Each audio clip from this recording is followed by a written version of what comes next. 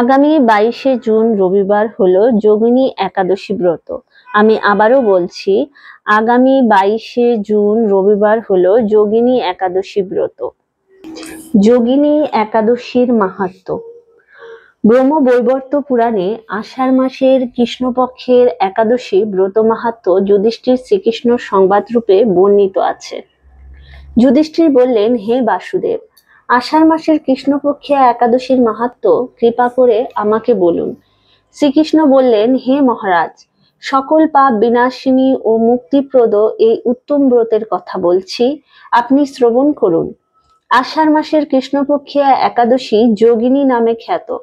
মহাপাপ নাশকারী এই তিথি ভবসাগরে পতিত মানুষদের উদ্ধার লাভের একমাত্র নৌকাস্বরূপ। ব্রত পালনকারীদের পক্ষে এটি সর্বশ্রেষ্ঠ ব্রত বলে প্রসিদ্ধ।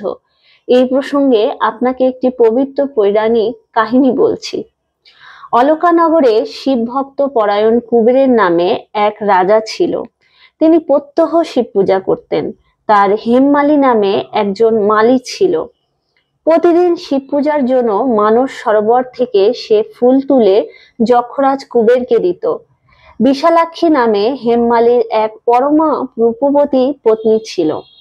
সে তার সুন্দর পত্নীর প্রতি অত্যন্ত আসক্ত ছিল।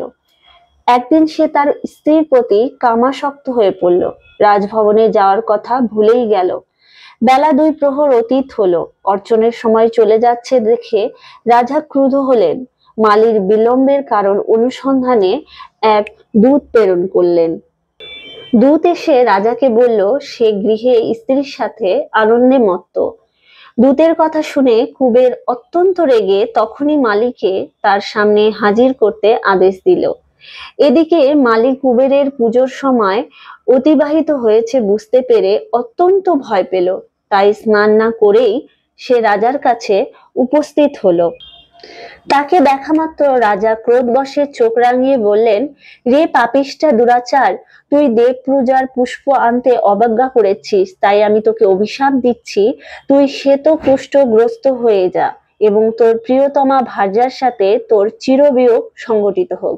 রে নীচ, তুই এখনই এ স্থান থেকে ভ্রষ্ট হয়ে অধোগতি লাভ কর। কুবেরের এই অভিশাপে হেমমালীর পত্নীর সাথে স্বর্গভ্রষ্ট হয়ে দীর্ঘকাল যাবৎ কুষ্ঠরোগ ভোগ করতে লাগলো। রোগের যন্ত্রণায় দিন অথবা রাত্রে কখনোই সে সুখ পেত না। এভাবেই শীত গ্রীষ্মে প্রচন্ড বেদনায় বহু কষ্টে সে জীবন যাপন করতে লাগলো। কিন্তু দীর্ঘকাল মহাদেবের অর্চনের ফুল সংগ্রহের স্বীকৃতির ফলে সে শাপগ্রস্ত হয়েও বৈষ্ণব শ্রেষ্ঠ শিবের বিস্মরণ কখনোই হয়নি। একদিন হেমমালী ভ্রমণ করতে করতে হিমালয়ের শ্রী মার্কণ্ডেয় ঋষির আশ্রমে উপস্থিত হলো। কুষ্ঠরোগে পীড়িত সপত্নী হেমমালীকে দর্শন করে শ্রী মার্কণ্ডেয় তাকে জিজ্ঞেস করলেন, তুমি কার অভিশাপে এরকম নিন্দনীয় কুষ্ঠরোগগ্রস্ত হয়েছ? সে উত্তর দিল, হে মুনিবর, রাজা ধনকুবেরের আমি ভৃত্য ছিলাম। আমার নাম হেমমালী। আমি প্রত্যহ মানস সরোবর থেকে ফুল তুলে শিব পুজোর জন্য রাজাকে দিতাম। কিন্তু দুর্ভাগ্যক্রমে একদিন স্ত্রীর মনোরঞ্জন হেতু কামাসক্ত হওয়ায় সেই ফুল দিতে বিলম্ব হয়। রাজার অভিশাপে এইরকম দুর্দশাগ্রস্ত হয়েছি।